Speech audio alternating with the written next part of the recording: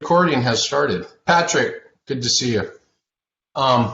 Brad, everybody, welcome to week 385 of the Wiser and Stronger community. Visit number 2. And again, we want to keep a theme going each week, so we're back in the mix here. A little smaller crowd than usual, but hopefully we'll get back in the swing. We'll probably have Brad come back again, record this, but have Brad come back again and share more of his information. Brad, we're going to talk about retention today. So we started with what to do to kind of appease the people and save yourself from drowning a couple weeks ago. So now, as we get 4 weeks out of this, I want everybody to maybe start thinking about how are we going to keep people, right? Because rather than just schedule a bunch of one-offs, never helped anybody's business, right? That it's always about keeping people, and that should always be the structure of what we're doing. So I want to give Brad the opportunity. So Brad, why don't you introduce yourself and take it from here, my man? And then we'll leave. Sure. Everybody, real quick. Sorry, Brad, real quick. Everybody is unmuted. You're muted when you came in, but everybody, now Alan's unmuted. Everybody's unmuted now. So again, ask questions, whatever. I can mute you all, but I don't want to. So just ask questions as they come along, and we'll go from there. You're on, Brad. Sure. So thanks everyone for joining. Hopefully we have a more solid week than last week. So myself, I've been in the industry for about 12, 13 years now. I'm a dual licensed therapist myself. Originally started as a personal trainer and therapist, so I could kind of combined those two concepts together in my private practice. Over the years, started to learn some stuff, grow the business, and got to having a clinic that was, we do about 7 figures per year. And I also work with health practice owners on helping them market, scaling, and become authorities in their specific niche or target that they work with. So, I talked to Jerry a little while ago.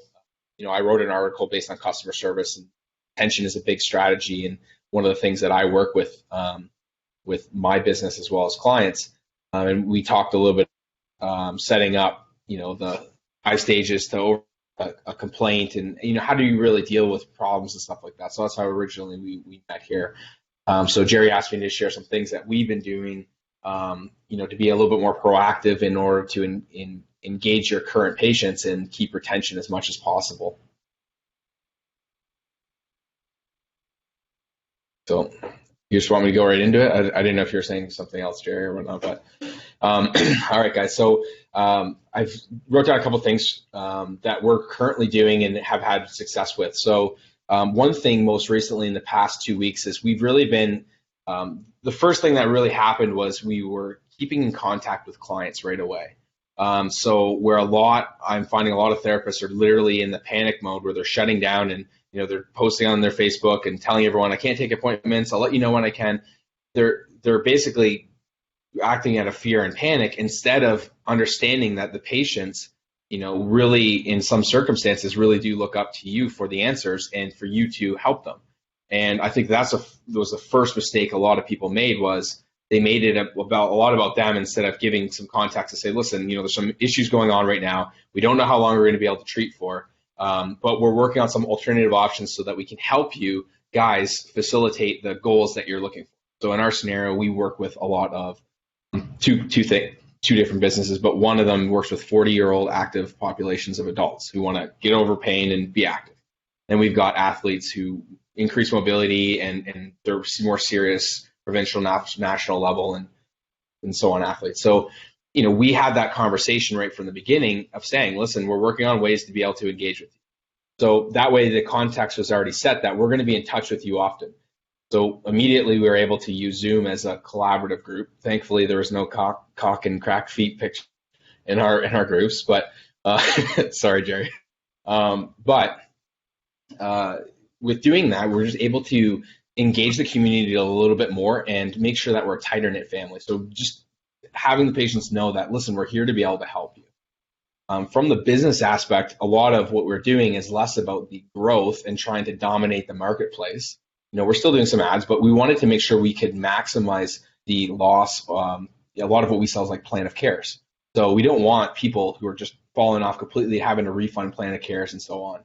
So having that conversation right from the beginning is really huge. Another thing we did, instead of just emailing everyone else, handwriting cards, giving phone calls, and literally saying, like, how can we help you? Things are really difficult right now. We don't know what's going to happen, but we're here for you in any way, any way possible. So over the past couple of weeks, we're like asking people, well, what do you need? And a big thing that comes up is being in Toronto. You've got 500, 600 square foot condo, and people get a little stir crazy, especially because it's such a. So what we're finding is, I need a way to be active and hold accountable, and I'm kind of getting stiff and achy and whatnot. So we can put together like a group mobility based class, and literally start engaging on that avenue, so people can join in, do the mobility based class morning, nights, and so on. So that's something immediately you can do is start communicating with people if you haven't already, and start asking them, like, listen, I want to be able to help you. I don't know how much longer this is going to be going on, but I want to know what you guys need from me to best help you. And some people won't message you back, some people will, but it's just you having that open communication. Then start formulating based on the feedback that you're getting. Start building out programs that you could possibly supplement. Go on Zoom once a day and do a stretch. You're probably going to do it anyways yourself, so you might as well just record yourself and invite people to it, and then they can communicate and so on. We've had other clients. So there's one massage therapist that we work with, and she does some nutrition as well. So she basically turns herself into a TV show. Like, more Mondays we're doing meal prep. We're going to teach you how to cook. We're going to teach you how to prepare your food, and this is how you put herbs and cook and all that type of shit. I'm not a big chef myself, but I'm pretty basic guy. I'll just have the chicken breasts and like the vegetables. I'm not too complicated, but she'll go into details, and she's actually getting people signed up for nutrition-based coaching program from her current patients.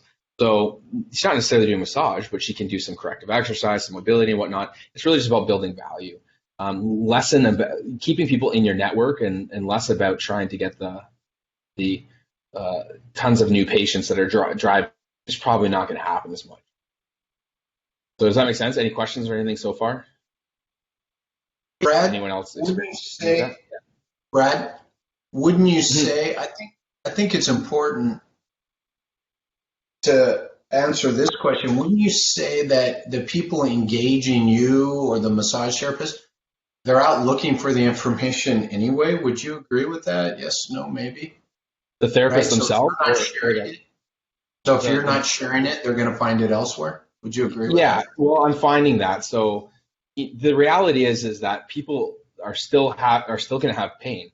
Like, people still have back pain, and the back pain is not going to go away just because of the coronavirus. That's not a side effect of coronavirus of, oh, your back pain's gone. So people are going to be not only sitting around probably doing not much, but they still have those underlying problems that they need solved. So it's the same process that if you can be there to help, maybe you can't put your hands on them or do acupuncture, whatever you're doing to help them, there's things that you can be doing. So can you give them exercises, stretches and stuff? The reality is if you don't give it for them, people are going to find other sources.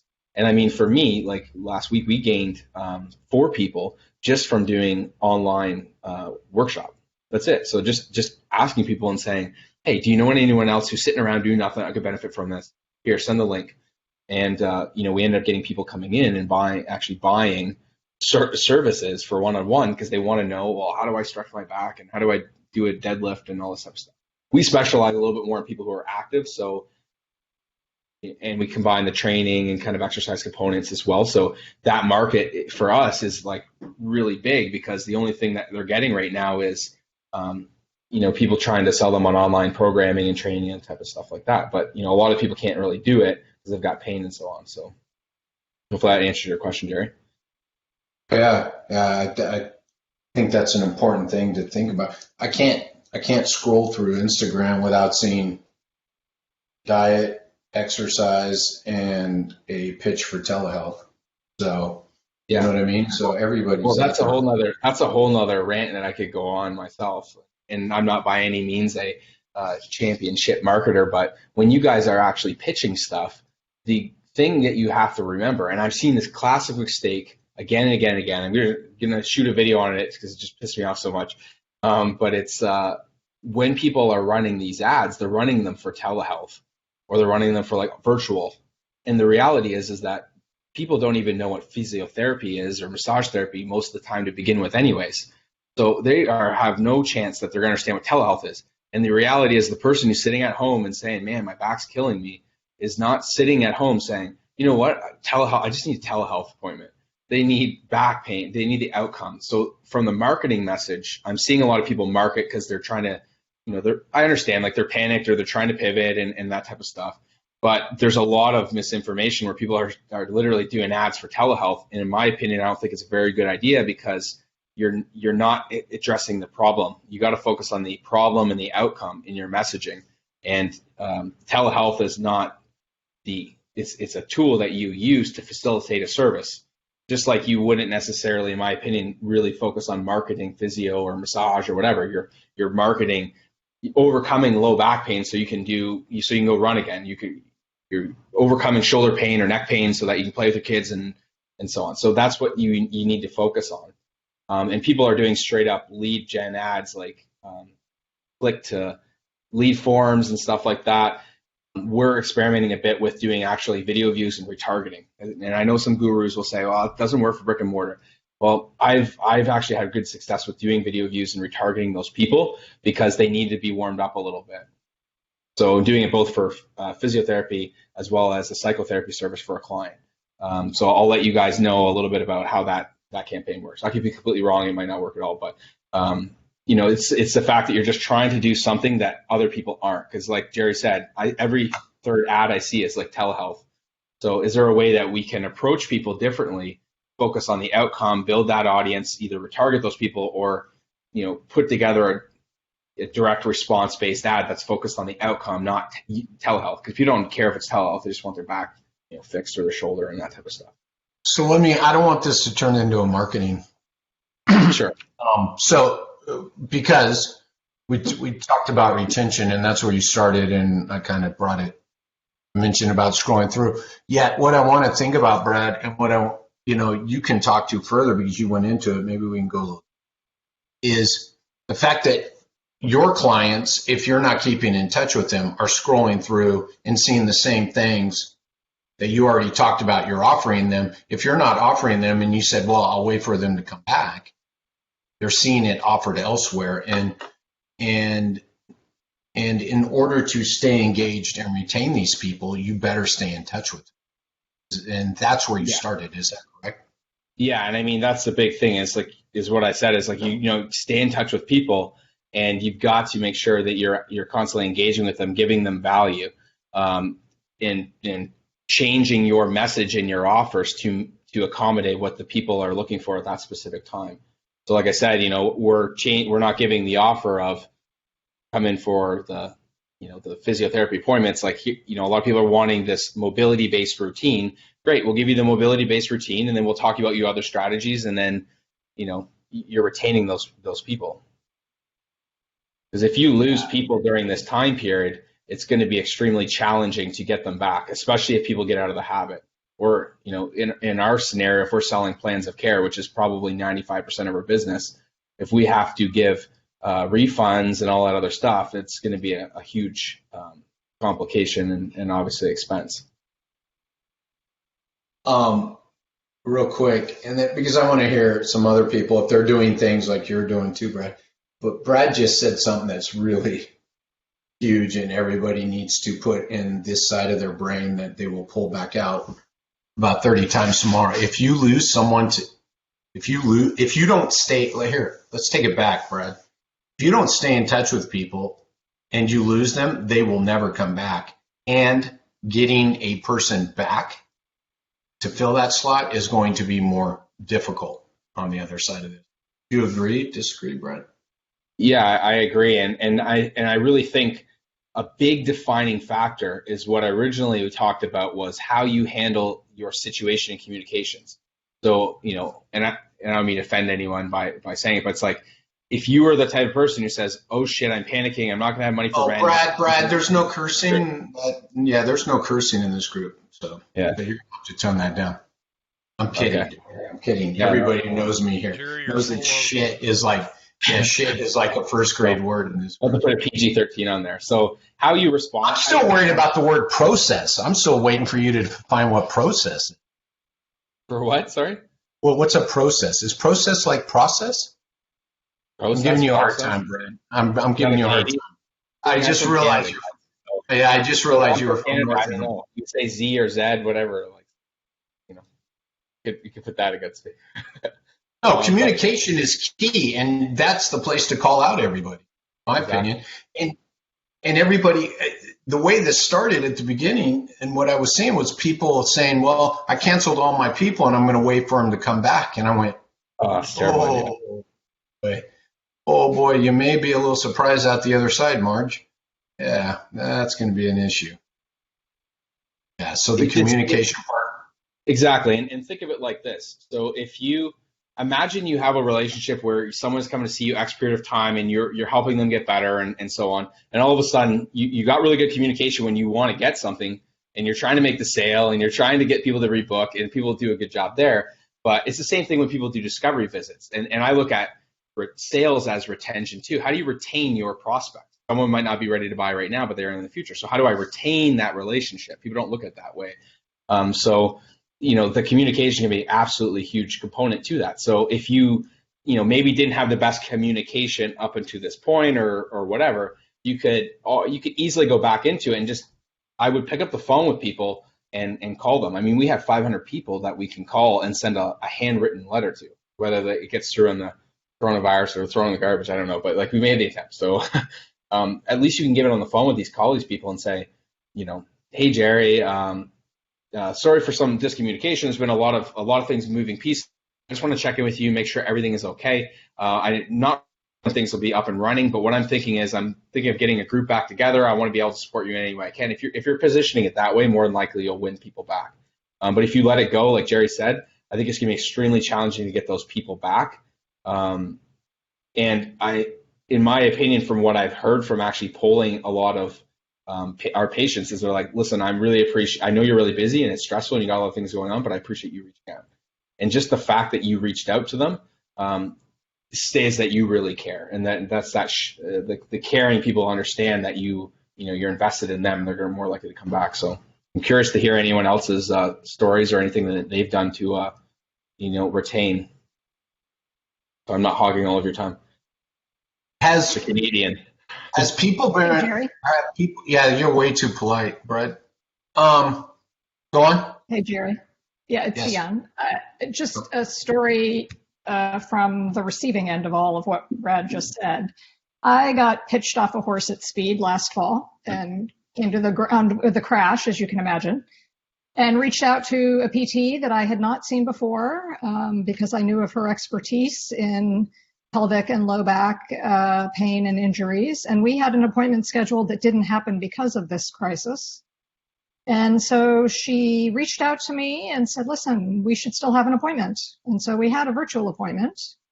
And she plugged me into her email list and showed me some stuff that she had on Instagram that was relevant. And so technically speaking, I've never been her patient, but she has retained me.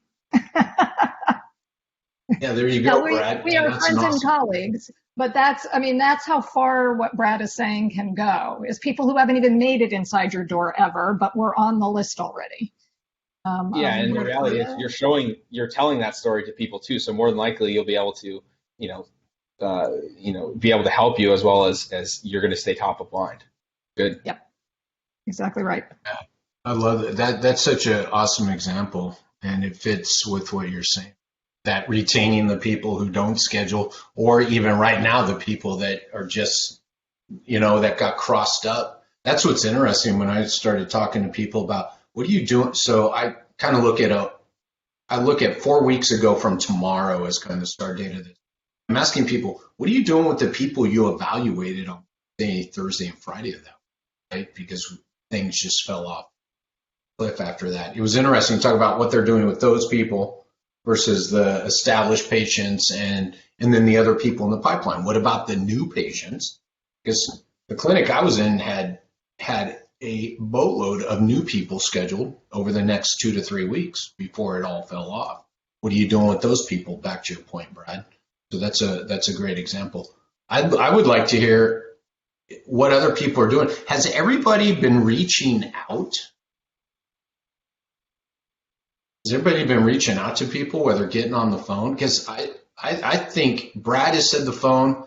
I've said the phone. I've heard other people say the phone. There's all kinds of things you can do with this. Like you can use that slide dial. Like people are using my software to pre-record messages and just boom them out to patients. Like so, there's straight to voicemail dialing, so you can record a message one time and it goes to everybody on your list. So they think you reached out to them personally. You can, like I said, you can use slide off of that. We do different things, like you can bucket people and start talking about their back, and so they really think it's real.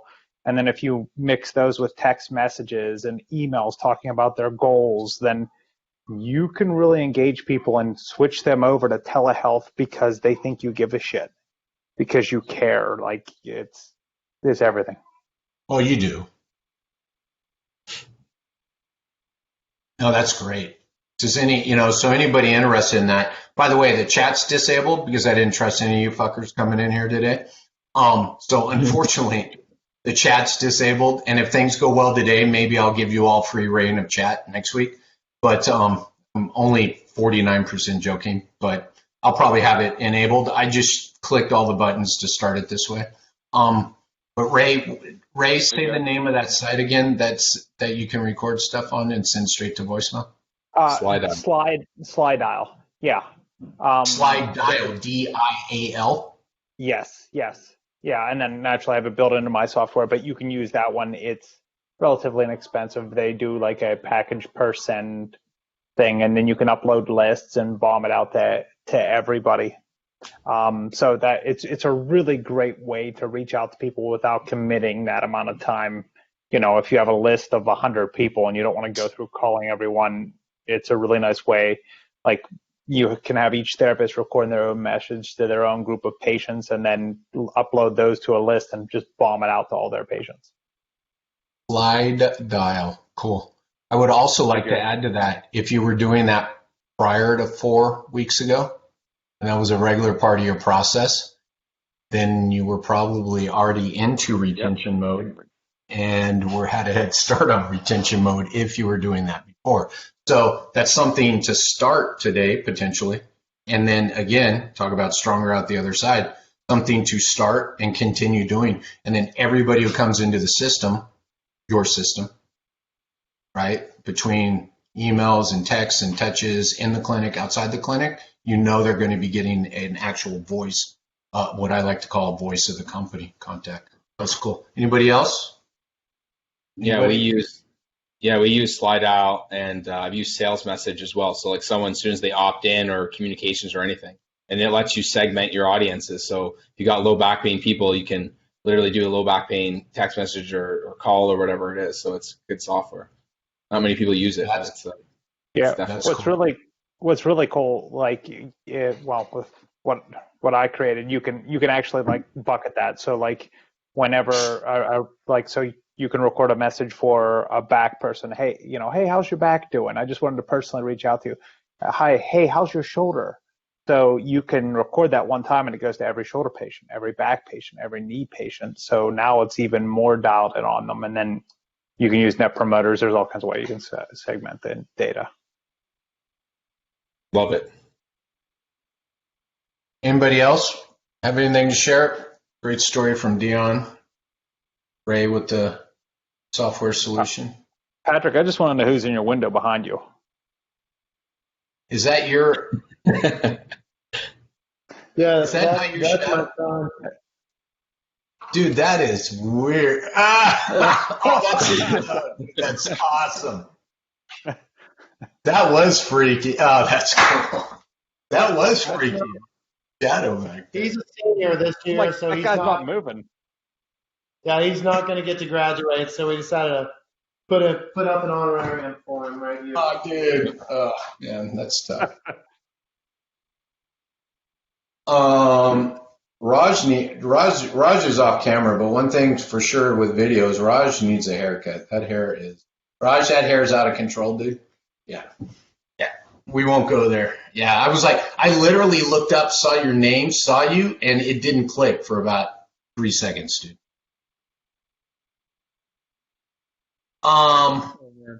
What else, Brad? What else you got for us? Well, I lost connection there for a sec. So I think you were asking the question of like, what do you do with people who are booked What out? else you got for us? Huh? Tell us how we're going to keep our people. What else you got for us? That's one way is like going back to that. It's like if you got people who are booked out, obviously you can re-engage with those people, but like a lot of the marketing stuff that you do is really the same. It's just the offer and message is slightly different. So in order to retain, give us an example. Yeah, so I look at retention even as retaining your prospects.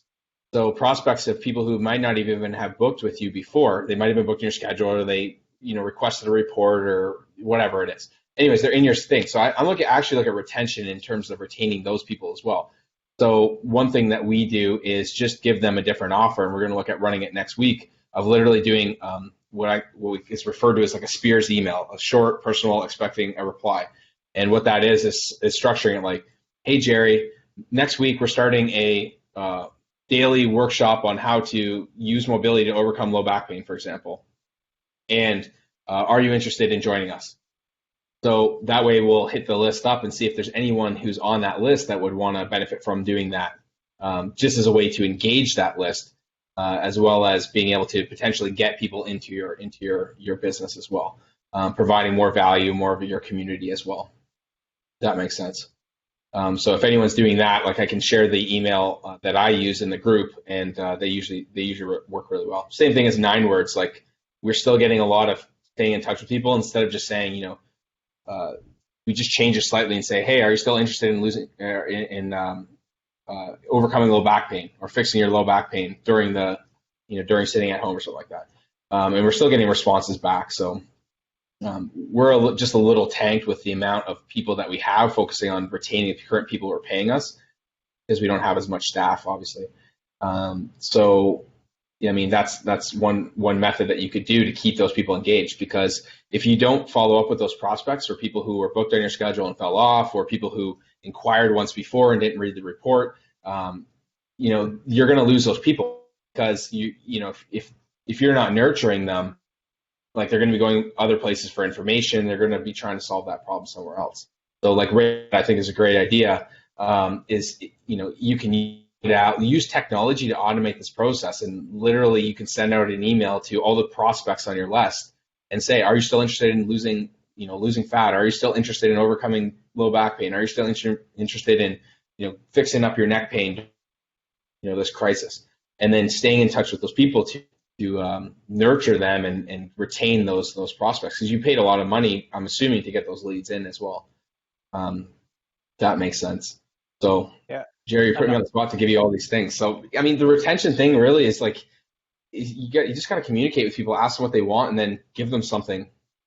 Chances are you guys are skilled enough and probably have different nuances in you like sports or training or exercise. Like most of the people I meet, like nutrition or what, is there anything else that you can provide value to help stay in touch with these people and get them to, move further in the right direction, knowing that, it's going to be slightly delayed because of, what's going on in the world. Like no one's going to blame you for that, but there's lots of stuff we could be doing proactively, and communicating and asking them is like the first step, in our way to making it even more personalized. Is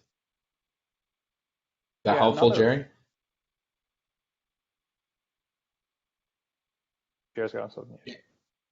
Yeah, that's what I want everybody. Go, Ray. I was just going to say something that, actually, this is Stephen Dunn's idea. It's not mine. I got to give him credit for it. He's like, how many people right now are missing elective surgeries? They're sitting at home right now, and they're in pain, and they have an elective surgery, and they're stressed out because everything's going on, and their pain's even worse, and they're sitting there at home. They have a problem. And if you're the one who's coming in and offering to solve it when no one else is there, who do you think are going to pick when all this is all said and done with and they finally have their elective surgery? Where do you think they're going to go?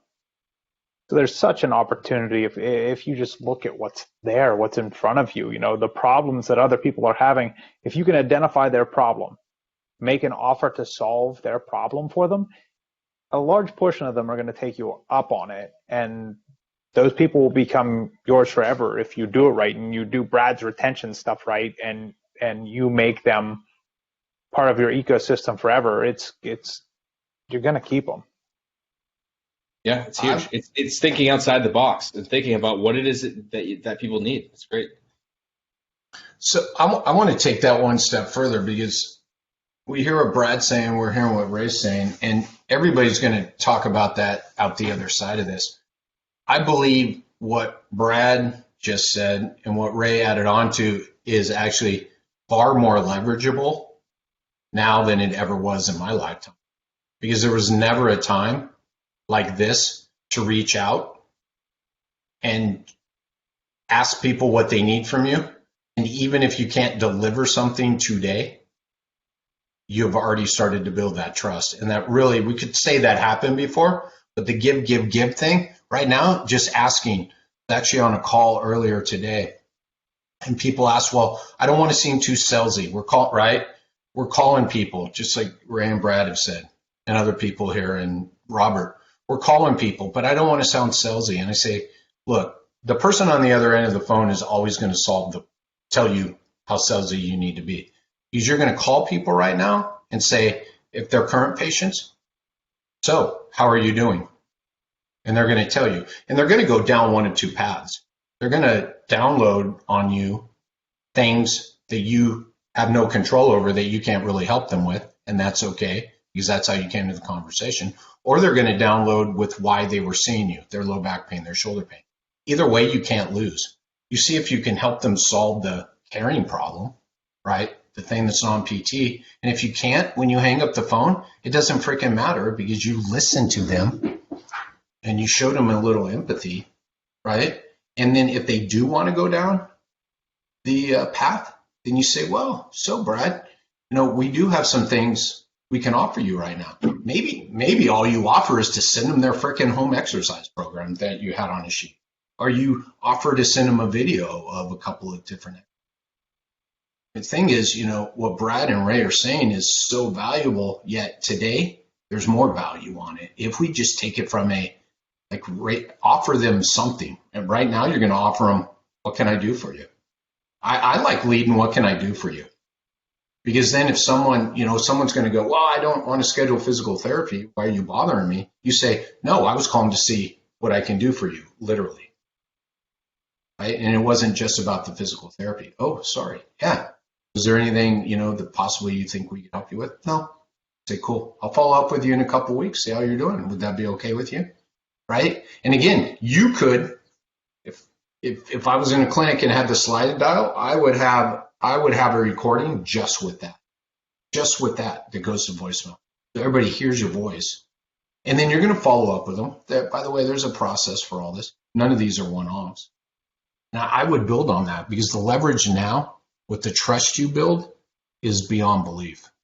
The people you reach out to that Ray was just talking about, what can we do for you today? Right? And the people engage you now or engage you later, they're never going to. I truly believe that is a huge seeing value point for what people are seeing, what's going on today.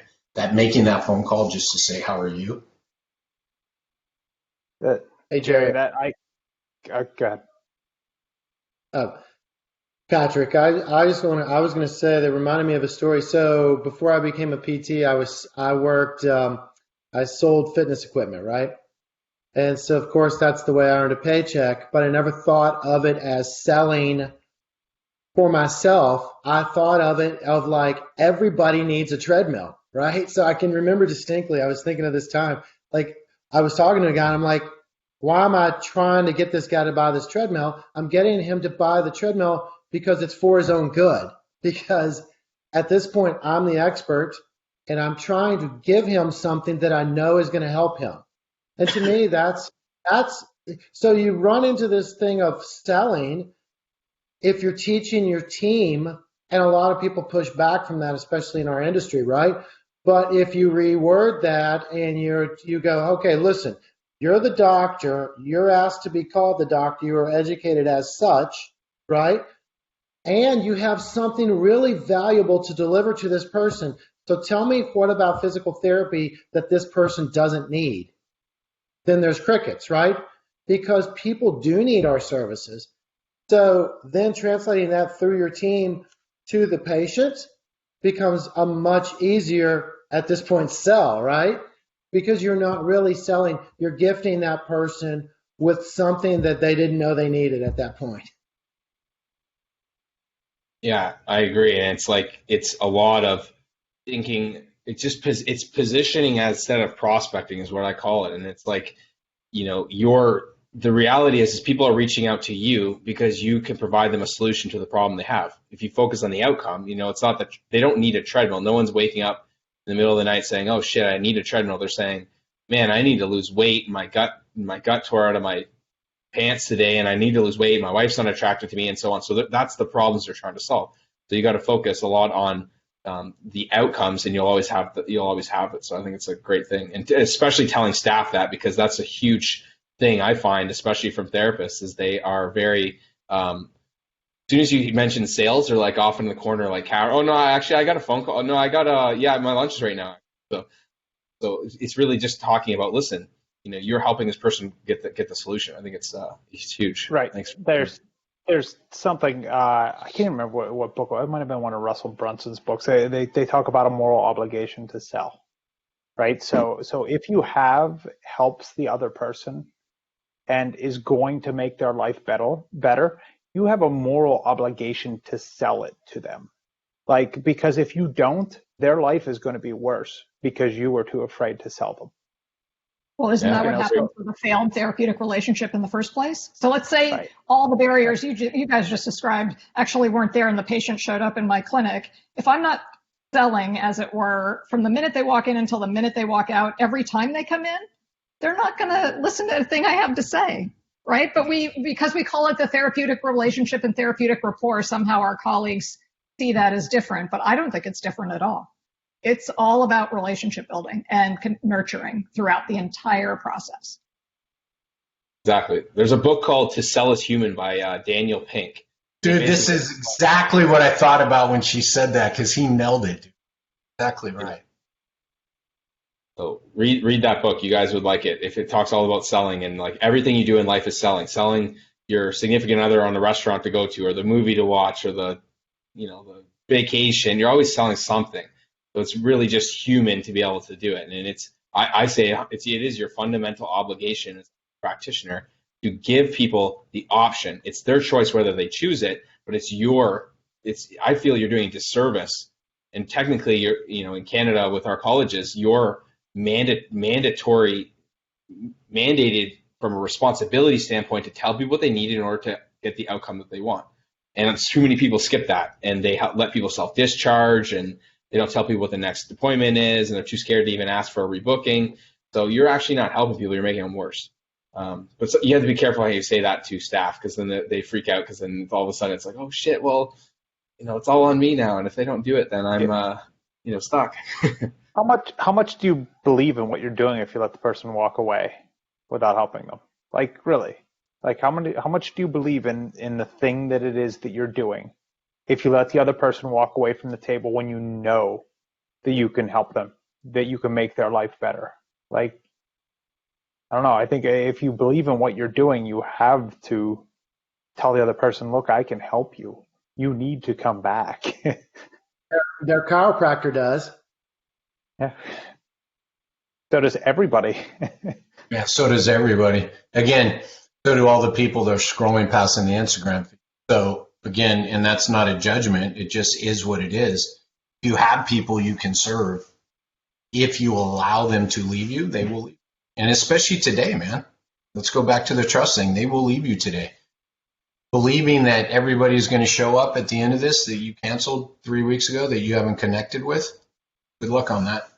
That is going to be a challenge. But it leads you to another point, Jerry, of like, this is another thing too, is just because, and with what Ray is saying, I think is a really critical point, is that you've also got to have a strategy to reactivate these people and get them back in your clinic as well. Because there are a lot of people who are in the very giving mindset. I'm seeing that they're giving away everything and all their time and everything else. I think you should still charge, my beliefs, but a lot of people are giving away, and I think they still might have a challenge too, because they're not actually preemptively, like almost like Inception, working towards that critical point to getting back. Because what might happen, all of a sudden people can get back to working, and now all of a sudden they have no strategy to get these patients back in their clinic paying, because they're used to doing virtual and they're telling them everything's going to be all right. Like, you've got to have a strategy to get people back on to seeing you in person or in your clinic, and communicating that throughout. And that's part of the retention as well, to retain them. Into exactly, your Brad. Everything you've done, everything you've told us for this first 40 minutes or so is what I mean, you've already said it's kind of this reactivation, marketing. It's all, it all should play into the retention program, right? They all work together. I think you've done. Yeah. Like, I look at it like this: you've got attraction. So I look at it like a triangle. The Dan Kennedy triangle, a market, message, offer, like that type of stuff. So if I've got that triangle here at the very top, I've got to attract people. If I don't have any marketing, I can't sell anyone, regardless of how people will argue with sales. I get that all the time. Sales is the number one thing. Well, you can't sell anyone if you don't have anyone coming. So marketing starts it. You've got sales, which is your conversion. So I got attraction at the top, conversion on one of the triangles at the bottom. So you got to be able to convert these people over. And then you've got your delivery of the service, which is your actual, how you structure your program, however it is, one-on-one or group or whatever. And then in the middle is retention. And if you don't have retention, you're in a vicious circle of trying to fill your practice, trying to convert, and all this other stuff. So the easiest, cheapest way to grow your business, and I've done it myself and with other people, is retain the people you have and then get referrals from them. So that's a huge thing that I think Jerry brings up. Everyone just wants marketing and thinks it's sexy, right? But like, just retain the people you have, and then you don't need as many people. You don't need to worry about all these crazy marketing, getting 300 leads in, because it's. And by the way, if you believe marketing is the solution, is the end all be all, and you don't know your drop off rate, you don't know your completed plan of care rate, you don't know your cancel rate, you don't know your churn rate, good luck out the other side of this. I'm going to say this, so we're out the other side, and then when everybody's complaining, when people are complaining out the other side, it's going to be because you weren't focused on their journey. You didn't know where they were. You didn't know what you should be doing now to show you care. And by the way, now, I mean, February of last year, February of next year, what are you doing once you get someone in the door? Because I need more new patients is like the total physio. Every physio needs to have that tattooed on their forehead, because that's all actually in reverse order. So they see it in the mirror, but that's not the solution, man. It was retention. Yeah. Again, this is why I liked retention, because retention is more valuable than it's ever. Right. And retention leads to referral. Like, so 80% of your future money comes from 20% of your past patients and their referrals. So 80% of what you make is from 20% of your past patients and them referring to you. Like, that's everything. If you can move that 20% by 2%, you grow your business by 8%. Like, the numbers are just staggering. It's such an incrementally small change you have to make within your practice in order to grow it by 10%, that it's almost mind-numbing that people spend so much time and so much effort saying, I need new patients, and ignoring the experience that the people that are sitting right in front of them and have gone through that front-end marketing thing, and now sitting in front of them, they just ignore it, and they lose so much money in the future by focusing just on the next person in the door and not the one that's sitting in front of them.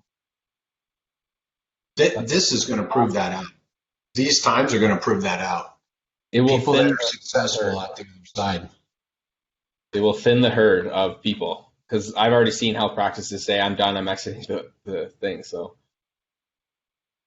it's interesting, but like to have a functional business, you need to be looking at multiple different things, and marketing is one of them. When you first start a business, you're going to need to market harder, but it's expensive to market. It's a completely different skill set, and it's, me, I'm personally, so I'm lazy. I don't want to do more work than I need to. So, I ask people when I ask them, do you need new patients? So I'll market like gaining new patients, because people, that's what they think they need. And then you have a conversation with you can put the right direction.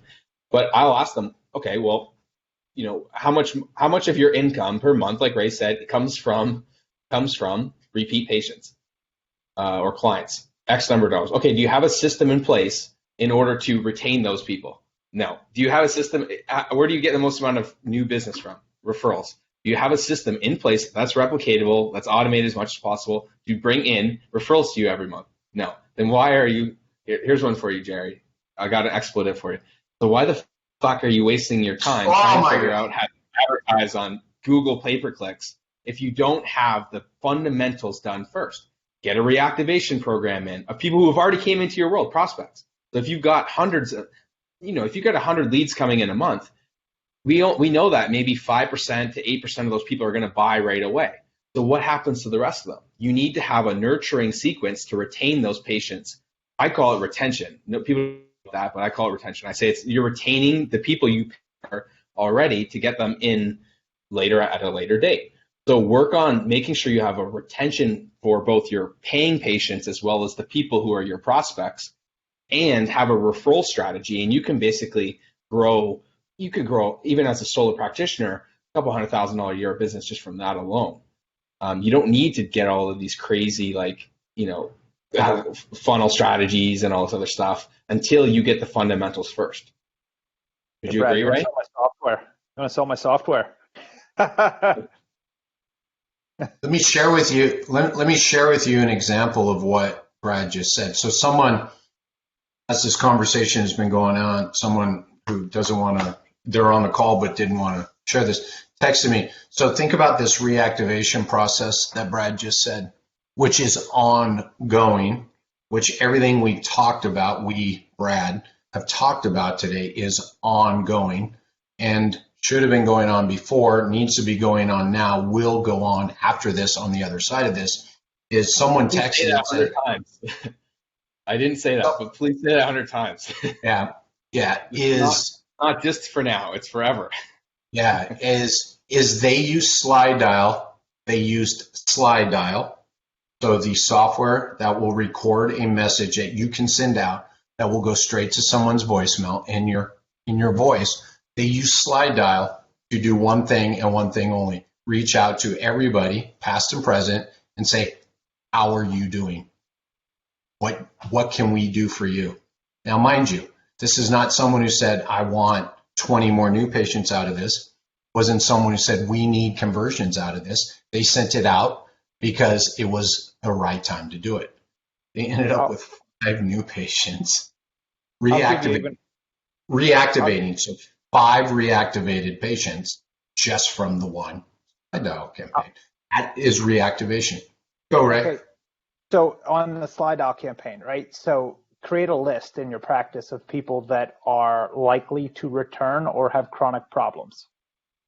And then you activate that slide dial campaign, and then you run it with, in conjunction with some emails, text messages. You do that at about 2.5 to 3 months out. So all of these people that are gone without any effort, about 3 months out, you start banging away on them, and their therapist is calling them, hey, how are you? How's your back?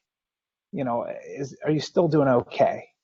Hey, if you're having any issues, please reach out to me. Hey, I'm sorry I missed you. Right? So then you send them a text. Hey, I tried to call you. Did you get my message? You're going to crap your pants when you see how many people come back into your practice. How many of those people return? We're not talking 5. we're talking 15, 20. Well, remember, I'm just talking about, you're talking about out the other side. I get it.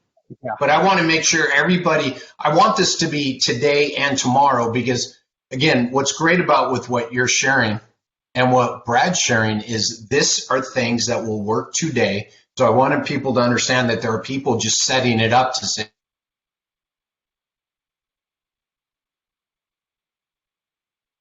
Did we lose you there? I think so. We lost Jerry. He'll be back. I'm just going to look at Avery's baby until he comes back. And Ray, I got a question for you. By the way, man. Yeah, so we have like kind of a whole thing built out and follow up as well. One thing I'm really big on. You back in here? One thing I use a lot too is direct people to actually doing workshops. So we utilize a lot of workshops, and someone who's got low back pain, we'll segment them and tag them or whatever, we'll send out a message, say, hey, we got a back pain seminar coming up. Love to have you. We know you had some issues. Hope you're doing well. Here's a free back pain seminar. Drop in for that. And like I'm love doing that stuff because you're building value. I'm looking at doing them online now, and we've got a lot of clients, physical therapists and psychotherapists, who've actually generated clients just from taking their workshop. So I don't know what this is, but someone's sharing the screen. Are you guys still there?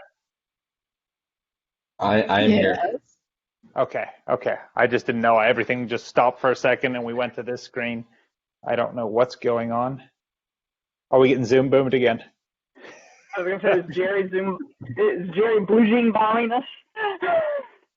Is there a time? There's not a time limit on there, is there? No, I don't know what's up. Ray, did you hear my question?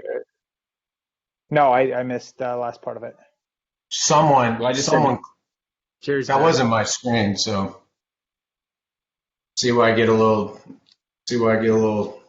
jumpy, but that wasn't my screen. What was the question? And I couldn't tell whose screen it was. Yeah, I was just saying, like, we use workshops, so I was wondering if you had any strategies that you use workshops or whatever in order to drive people back to as well. Oh yeah, so like on the workshop end, what I do on the workshop end, so you bucket people not just on their body part, but you bucket them on their net promoter score. So if somebody doesn't know what a net promoter is, how likely are you to refer us to a family or friend on a scale of 0 to 10, right? You see it all the time. The 9 or the 10s, they want to refer people to you. They want to tell everybody they can about you. So you bucket the messages. So the messages become different to a 9 or a 10. A 9 or a 10, you ask them for the referral. You ask them to return or bring a referral. 7 or 8s are neutral on you.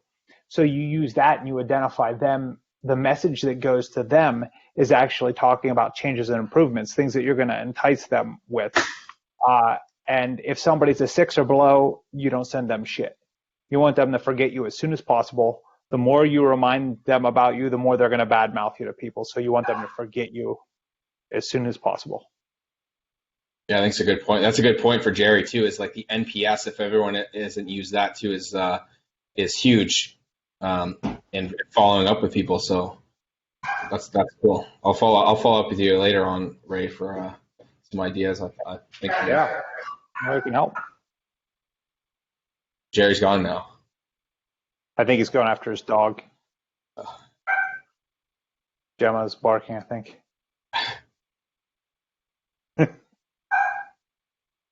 So yeah, but that on that end, that there's so much that you can do on the back end, and well, it's a time thing.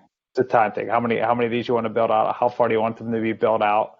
Then do you want to integrate them like using Slido? You can integrate them with Zapier, right? So then you can use something for an email or for a text message. How far do you want to get in the weeds though? Because that gets really time consuming, and then you're trying to integrate, and you got. Yeah, it gets. I just say pick one thing at a time. Like I usually get the fundamentals first. So like, you probably agree with it. It's like you need to have an onboarding. Like this one thing I find a lot of people miss is they don't actually have an onboarding sequence. Both email and what happens when a new patient starts with you. So I'm the Dan Kennedy guy, so I like to give the shock and awe box, send them a direct mail, have the golden tickets in there. That's what in the email sequence, indoctrinate them into the culture, add them to the group, all that stuff. Hold on, Brad. Yeah. Brad, we got to bring this down just a little bit. Bring that back. So you're talking about an onboarding process. So after a patient schedules, all I want to do is set context for this. That's all. Yeah. Schedule, and you're saying after they go on the schedule, the process between them scheduling and arriving, you're calling the onboarding process. Yeah. So the onboarding process essentially is kind of what Ray says. So I'm a pretty technical thinker or strategical thinker. So I'm literally thinking prospect. We do like a triage call because we're a higher price and so on. We want to make sure that the people are the right fit. So between that to a triage call, to a discovery visit, to their plan of care and so on, like what happens? So let's say someone actually books in and becomes a new patient of you. What happens to them? A lot of the time, I think the problems fundamentally happen because of why people only focus on marketing is because it's sexy, it's attractive, and I get the reward mechanism and the dopamine's going, and it's like, fuck, this person already paid me money, so let's move on to the next one. And the reality is they need to focus on an actual sequence of, okay, well, if this person's doing 24 sessions with us, what does that look like for them? So do they have a map? Do they understand they're starting here? They need to go here. These are the checkpoints. These are the milestones. This is when we're going to ask you for a referral. This is going to ask you for testimonial. Like we tell everyone ahead of time, and we, if you have a solo practice, you kind of have to do it yourself. If you've got CRM software, it can help with that process, but like leaving a note, to do stuff. But if you have a staff, we have one person who's solely focused on retention, one at the front, one person who's at the front who's focused on acquisition. They're two different skill sets. So the retention person is going to be the person calling them and saying, hey, hey, Brent, you're halfway through your program right now. Just wanted to reach out, see how you're doing. Oh, you're doing really good. Awesome. I was wondering, we really like if you could help document this experience and ask them for a referral and all that type of stuff. So having an actual, I refer to as the patient success journey is crucial in actually getting people to focus on the retention at these key points of care. Because I think when people don't have that, they're just like getting that hit initially of getting someone new. And it's addictive. I worked in sales, before this, from training and therapy, I worked in sales and it was all about, getting new people in. So I know how that can feel, but you've got to really, develop a system so that the patient understands what the process is like. And that way you'll have less drop-offs, you'll have more referrals, and you'll have people at a greater adherence. Brad, what point in the journey do you send the shock and awe box? Why don't you describe that a little bit, Brad? Brad, describe that. So like a shock and awe box it's like I think it's a Dan Kenny originality. It is, yeah. Or whatever. So shock and awe box, basically you're sending, there's two ways. There's shock and awe boxes if you're looking at setting up joint ventures or selling people and stuff. And there's shock and awe when someone signs up for what do they get. So for us, we included our book. So if we got back pain book, for example. So we got, okay, back pain for athletes. Here's a book we'll give you. We give you the patient success journey map that tells you this is where you are. This is what's going to happen. It's just like a little, typical implementation, typical treatment plan kind of thing, what it looks like. We give them some other resources based on, ideally the specific issue that they have, as well as we have joint ventures that we set up. So we would give them other synergistic type services, so nutrition, all that other stuff. So the whole goal with that is really to, think of it, when's the last time you went to get a treatment and let alone got a follow-up service call, that we've been talking about, which I include into the, the patient success journey and retention. When do you ever get a phone call, let alone an actual box full of stuff that's usable specific to your condition? So we give them the box right when they sign up for the plan of care. Sign up to schedule or before scheduling? Well, when they would schedule in and they would purchase a plan of care. Okay. If they purchase the plan of care, we would give them the bigger shock and awe box. If they just came in for a discovery visit and they didn't purchase full plan of care, we'd give them a shock and awe box, but let's just call it a less shock and awe box. So it's less expensive items in there, but it's more marketing and more of a sales letter and stuff to get them to come back. Instead, it's just slightly different strategy, but we give them to them right away. If you walk in off, giving or are you mailing? I've done a combination of both. I find I like to mail stuff to people when they've signed up. If they haven't signed up, and let's say they walked in off the street or they did a discovery visit, we generally give it to them because sometimes we don't have their address, or it's just easier to give it to them right away. depending on what it is. But I think shipping it is probably the best because people are like, that's cool. I got Wow a packet. factor. But the problem in Toronto sometimes is that people have to go pick their stuff up from the post office. So that's why we started shipping it to, because people are like, what the hell? I had to go to the post office and I'm pissed off. Like, it's probably people you don't want to deal with anyways, but like, it is what it is. So that's one thing I think people should be considering if you haven't already is a success journey map for patients. So 2 things. A is everybody needs to understand that let's back this out again. This is the system. So Brad said you need a system for retention. You need a system for reactivation. This is Brad presenting those systems. Whether you do it or not right now, doesn't matter if you don't need to understand it all. What you need to understand is you need to do something when they first find you until they call. You need to do something when they call you until they arrive. And then even once they arrive, which I love that Brad shared, you need to show them what the journey will look like. The best way to get someone to open an email is to tell them an email is coming. The best way to get someone to complete a plan of care is to show them their plan of care and show them what it is. And then I would take it one step further. I didn't hear this. This is my 2 cents. Is I would then make sure that the physical therapist, the provider, not physical provider, the physio, the chiro, the whoever, because I don't care who's treating them in this manner, is constantly referring back to this success journey. So if there's progress, they're talking about the progress. And by the way, the progress is towards their goals. If there's not progress, the best way to make sure someone doesn't drop off is to bring up their lack of progress before they bring it up. So having something to measure. If you have the journey and you have told them what it should look like, then you better be prepared to share with them when the journey doesn't look like the picture, and you better get in front of that because that will help you retain people also. So again, if you've mapped this out, then the whole team must understand the map and what it looks like and how to share it. And by the way, I've said this once and I'll say it again, we all tend to have a little more time on our hands these days, even if it's only an hour or 2. It's a great time to set up this success map of when your patients are successful, when your clients are successful, what does it look like? And map it out and start to do some of this work. What am I going to start doing, by the way, tomorrow when I get someone who calls to inquire about getting scheduled? What am I going to do if they schedule? What am I going to do when they don't schedule? It's time to start mapping this stuff out now because, as we've said, say it again, this is what you can do today. You have the time, and it will help you be stronger out the other side. You got anything to add to that, Brett? I think it's good. I mean, for context wise, like I've been doing this for a longer period of time, so you don't necessarily. I'm giving you guys ideas, so I don't want you to feel overwhelmed, and you don't have to go out and try to figure out what the shocks and all that type of stuff is. Yeah. But you could just do something as simple as literally, I call them service calls, and at regular intervals, you're giving, immediate. Like I like to immediately the day after the person gets the treatment. And they buy or they don't buy, we have a service call. So the front desk would call them and say, how's your appointment go? Couple weeks into it, both they're communicating with the physical therapist or massage therapist, whoever it is. Communication is basically what Jerry's saying. Like, you got to communicate and over communicate to them on if they're on track, give them certainty. If they are uncertain at all, or people will drop off.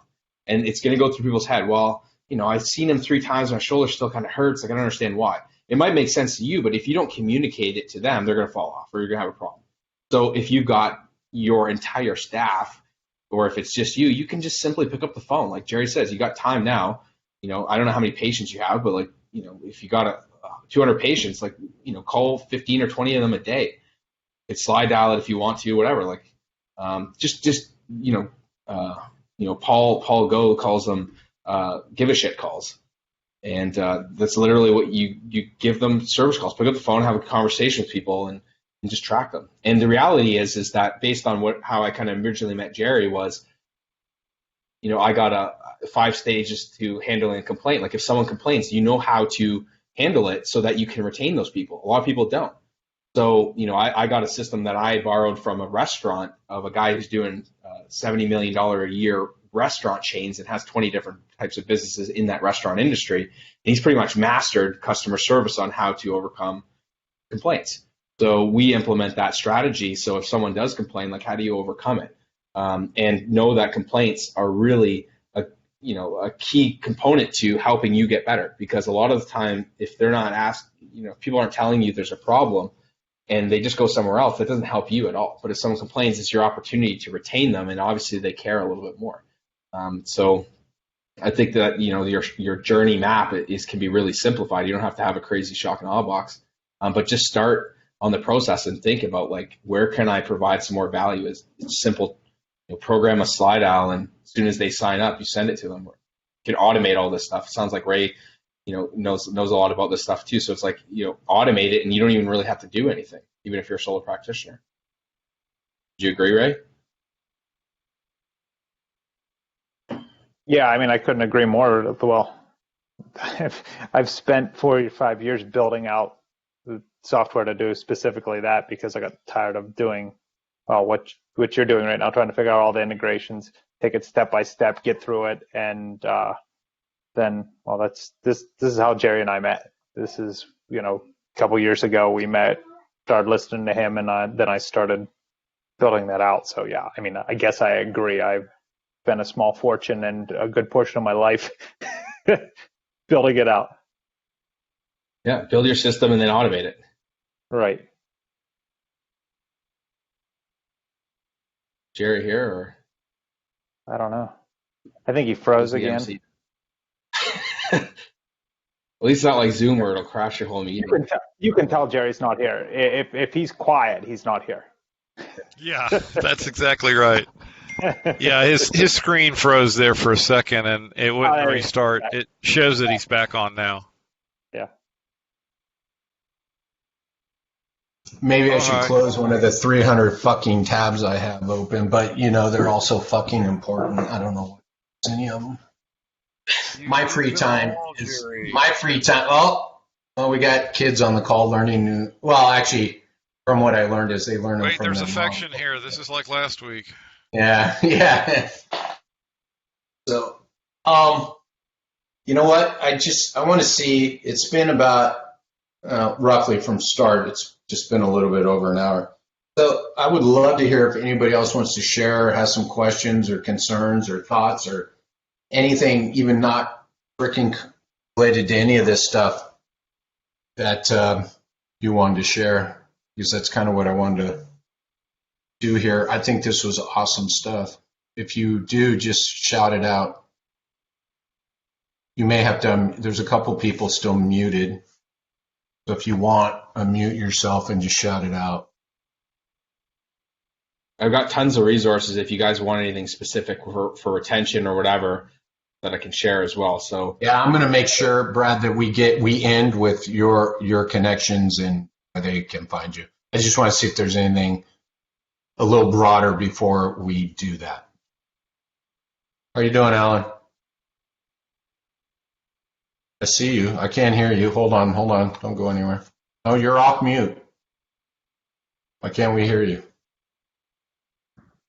That's my fellow Canadian there. Yeah, I know. That's why he's having difficulty. I'm proud to say that I got a Canadian to curse.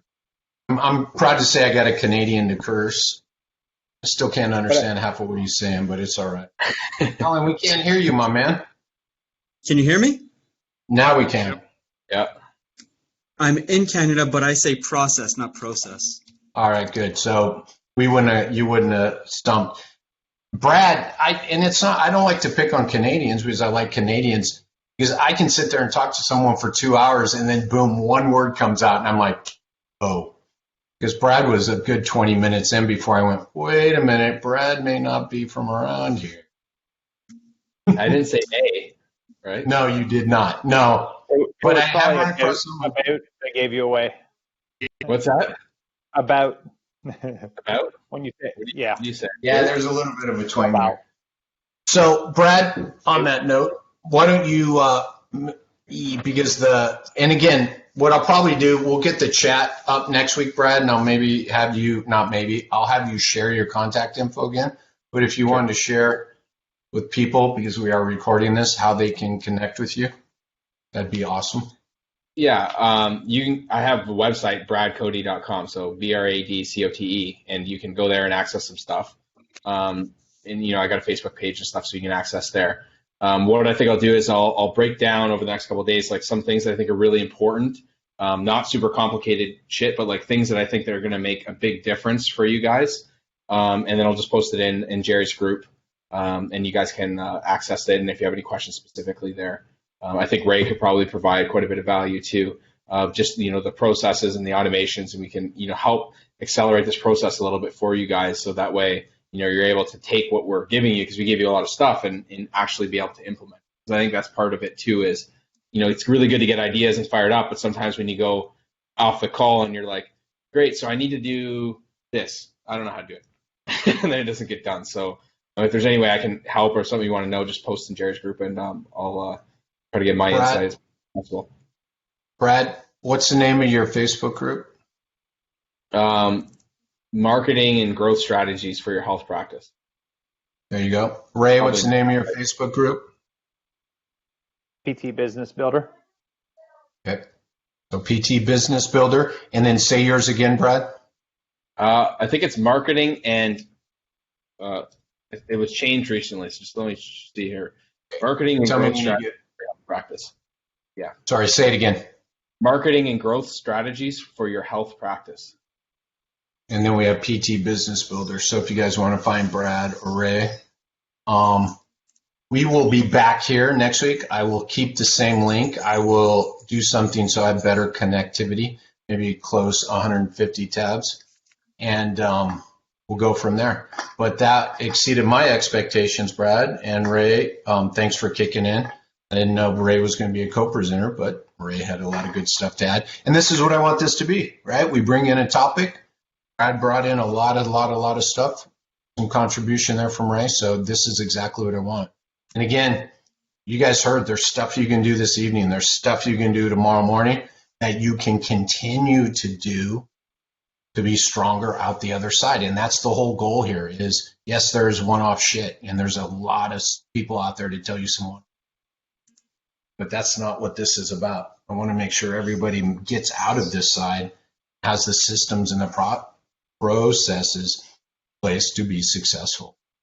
I'm going to say process.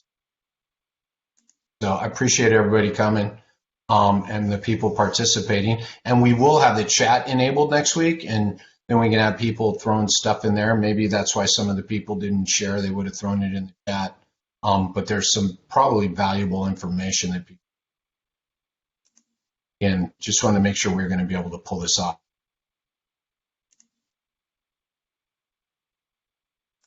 Gary, freeze again. He did. All right, guys. I got to hop off myself. So appreciate everyone. Thanks for your time, and I'll chat with you guys soon. Yes, Sue's back. Take care. Bye. Bye. Bye, everybody. Thank you.